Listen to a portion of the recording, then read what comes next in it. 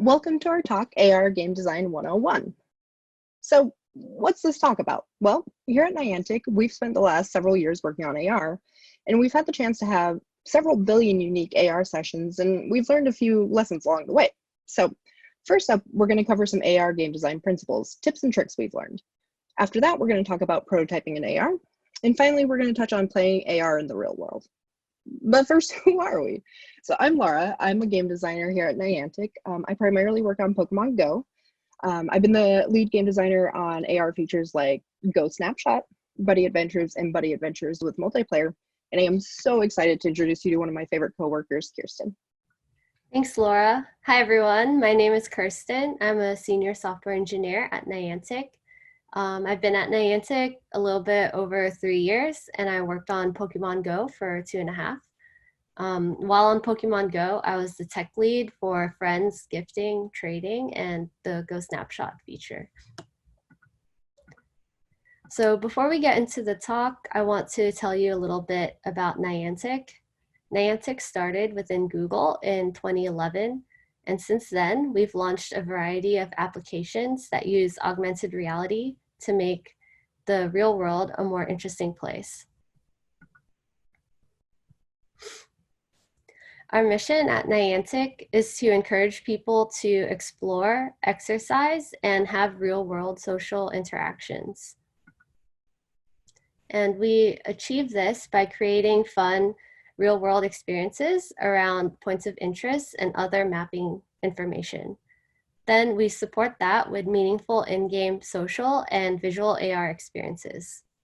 Now Laura's going to talk about how we approach visual AR. Thanks, Kirsten. So what is AR? Well, there's this dictionary definition that you can read on the slide, but to be honest, I think it's a little dry and it's not super interesting, especially when it comes to game design and feeling inspired. So what do we think here at Niantic?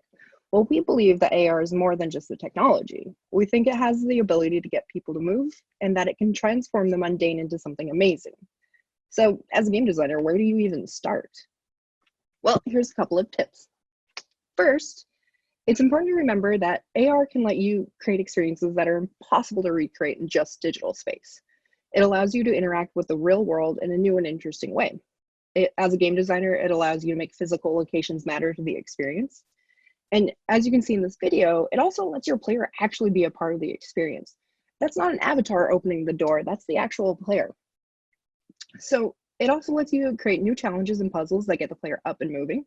And at the end of the day, it can convert gameplay pixels into lasting memories attached to the real world. So how do you start tapping into that real world? Well, it's really important to choose the right interaction layer. So in gaming today, we have what we refer to as traditional screen space. This would be where you would find things like the HUD, UIs, the sort of buttons the player is most often interacting with. However, with AR, you get this bonus layer we're going to call world space. So world space is always going to feel more engaging than traditional screen space. The player can move around in world space and interact with objects. As you can see in this video, the player is actually petting the Pokemon. They're not pushing a button to do it. They're actually walking up to the Pokemon and rubbing its head to make it happy. So it can really, really bring your player into the experience in a unique way. You want to make sure that you're choosing which part of your game takes place in this new AR layer. If it's a mechanic that requires a lot of UI navigation, it might still be better suited to a non-AR experience part of your game.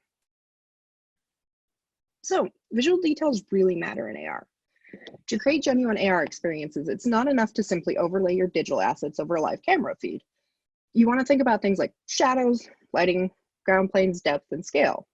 As you can see in the picture here, it looks like the Pokemon is actually standing on the sidewalk. It's really important to make sure that your ground plane and the physical plane match up with each other. You also want to think about things like VFX. So in the example on the right, you can see how much more immersive the Pokemon feels with a real shadow underneath it. And don't forget, you need to make sure your objects scale. So if the player were to walk away from the Pokemon would get smaller the further away they are. Integrating the device into the experience. So this is something a lot of us are, trying to tackle right now.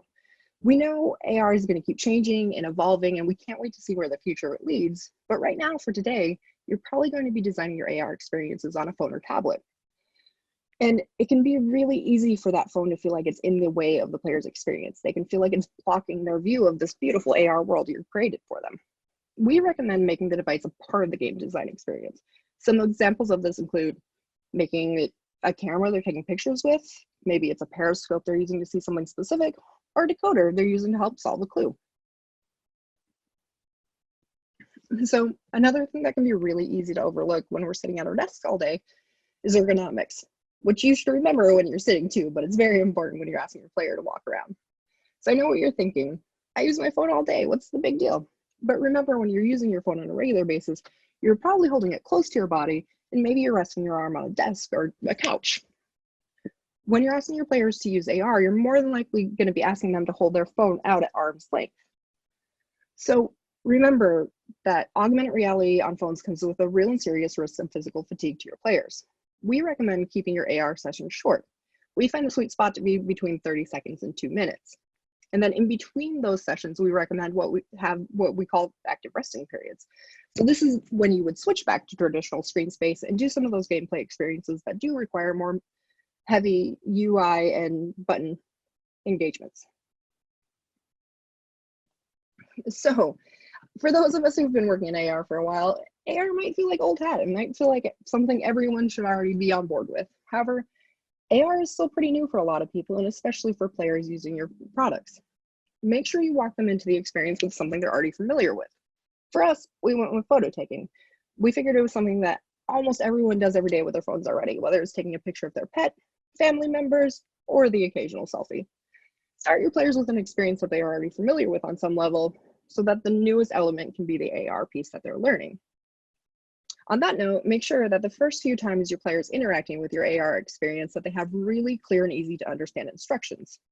Make sure that the input analogs you pick can easily be explained in a single image with minimal text to ensure usability. AR can be a bit confusing for new players, so make sure that they can always have access to the instructions. With all of these tips in mind, I'm going to hand things over to Kirsten to talk about prototyping. All right, thanks, Laura. So prototyping helps us in a few big ways. It helps us find what's fun, inform design decisions, and foster collaboration. So being able to experience the basic mechanics of different ideas with prototypes helps us evaluate if it would be a good feature or not. Since making prototypes also forces us to take into account real-world constraints, it can expose challenges that we will have to overcome before shipping the feature. Lastly, distributing our prototypes across stakeholders has helped us collaborate effectively between our different offices and partners. Because each person is able to play the prototype on their own, everyone is able to experience it and come up with their own opinions and feedback.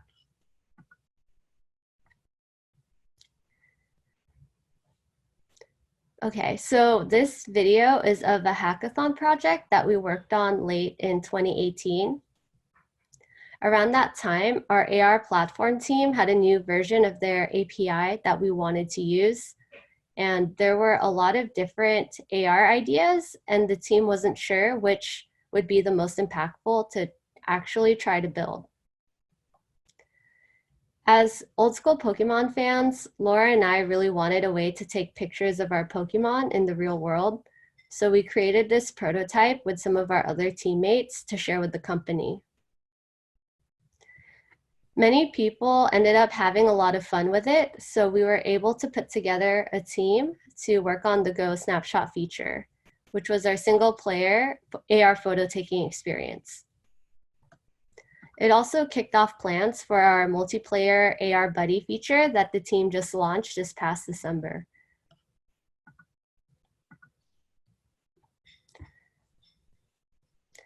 One thing we found while prototyping was that it totally broke your sense of immersion when you're trying to take a cute close-up photo of Pikachu, then suddenly end up inside of Pikachu's head. Because of this, we wanted to figure out how we can make sure to keep the integrity of the Pokemon and respect their personal space without restricting a player's movement and their ability to take great photos. We experimented with making the Pokemon disappear, having them flee with smoke clouds, pushing them back with the phone, and so on. And after playing with all of the prototypes, we landed on a gradual blur when you get too close to the Pokemon. We found this experience to be a similar feeling to when you're trying to take a photo of something and get too close. And the natural reaction for people was to take a step back instead of continuing forward. This is a good example of what Laura was talking about earlier, about leaning into the constraints of the device.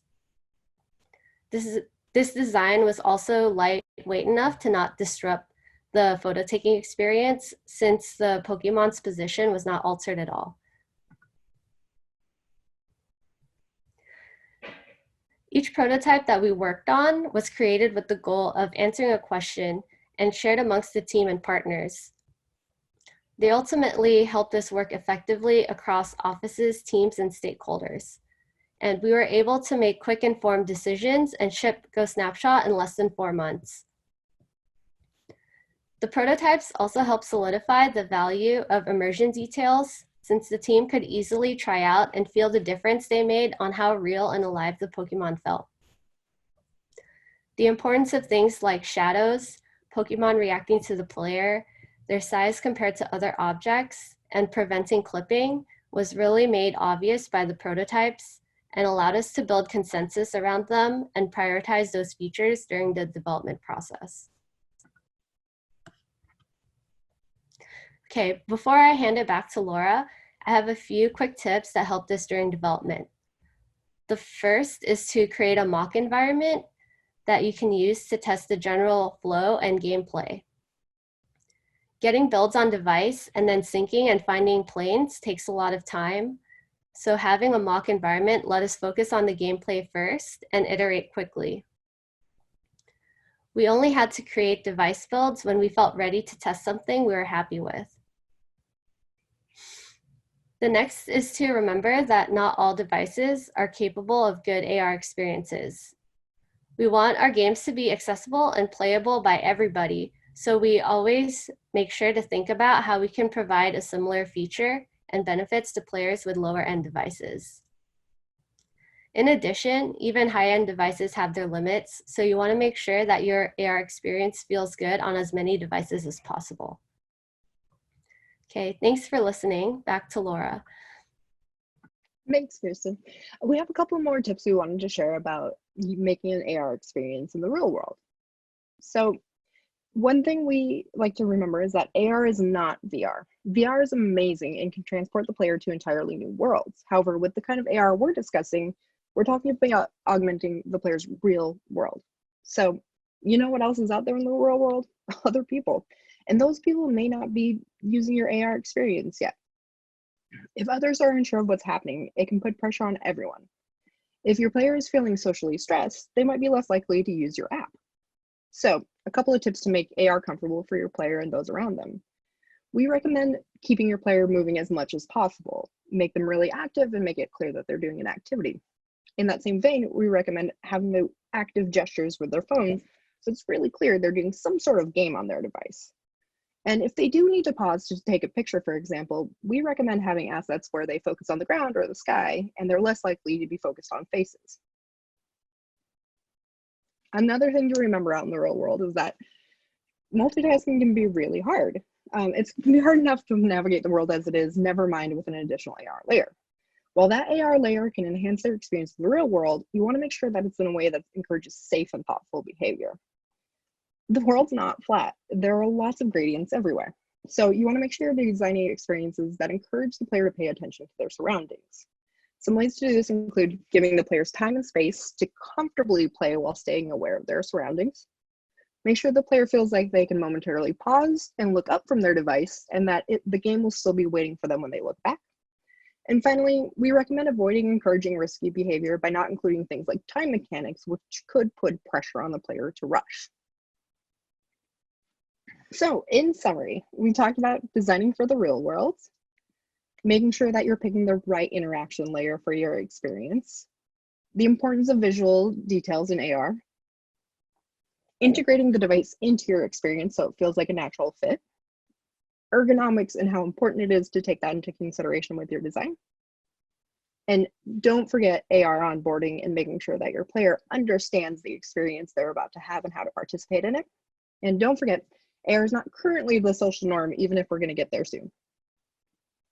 And finally, make sure you encourage situational awareness for your players.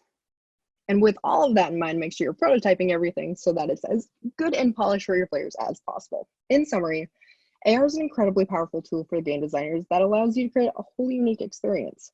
If you apply some of the tips we covered, make time to prototype, and keep in mind the unique challenges of gaming in the real world, you can really change the player's view of their world. If you'd like us to see putting all of these AR game design fundamentals into practice, you can check out some of our features like Go Snapshot, Buddy Adventures, and Buddy Adventures multiplayer in Pokemon Go today.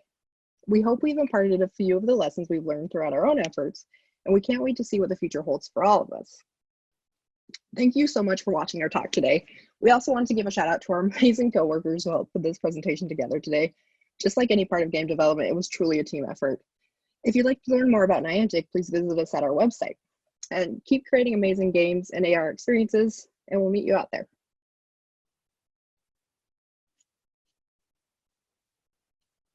So yeah, thank you so much for being imparting all that upon us. Things are really, it's really fascinating to share. Pokemon Go has been one of the major, events, I suppose, of the last few years on mobile, and especially in AR. It's been the leader in AR. So yeah, thank you for sharing that. If you've got some time, I believe we've got some questions coming up. So yeah, I think we can fit a couple in. Yeah. So first up is, how do you see the potential of XR in near future, especially on mobile? Yeah, so when they're saying XR, do they just mean like different devices coming together? Well, I mean, it doesn't say. So I suppose what I would take from this is XR as a whole, whether that be devices, whether that be the gameplay experiences, the whole sort of ecosystem and its continued growth within the industry and wider with the audience. Got it. Yeah, I think AR and XR and all the pieces related to it are going to continue evolving and becoming more a part of people's lives. I think in the next couple of years, you're going to start seeing more and more experiences that are trying to tap into this unique AR layer and really bring the world to life in a different way. Great. Yeah. And next up, another anonymous attendee. Everyone likes remaining anonymous, but that's totally cool. That's fine in this digital space. So someone wants to know, just between us, when will we see the first AR glasses? But more seriously, would you be excited to see AR glasses? And do you think that would change AR gaming fundamentally compared to where we are right now? Yeah, AR glasses is something I think the industry as a whole is really excited about. I think it's going to let game designers create experiences in a totally unique way that's just different than anything we can even imagine right now with the phone device. So yeah, it's something we're very excited about. I can't really speak to any timelines yet, but I can't wait for us to get there. Our next question is from Oscar Clark, our moderator from the part one of our developer toolkit track, and coming up next on our panel. And Oscar asks, why do you think it's been hard for other people to get significant success? Not expecting them to go as far as Pokemon Go, but a lot of other AR GPS games seem to have struggled. So I think one thing that's been really key for us is making sure we're finding experiences that really resonate day after day for players. So we're not trying to create an experience that is really fun once or twice. We're trying to find the sort of thing that like every day when you wake up, you're excited to spend a few minutes in that experience. And I think that's been really key for us is finding a way to make something that like is replayable and exciting to do over and over again. Great. And Matthew has asked, do you think more major studios will begin to enter the VR landscape in the next few years? But I suppose we should, especially for you guys, broach that out to the VR AR landscape in the next few years. Yeah, years. I think it's something where the industry is going to keep investing time and money into it. I think both for VR and AR, I think they just serve slightly different audiences, right? VR is maybe going to be a more traditional experience where you're at home, perhaps connected to a console in some sort of way. Where for AR, it really frees you up from being tethered to that console in your living room.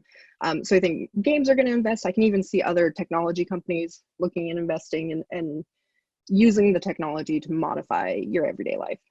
Yeah.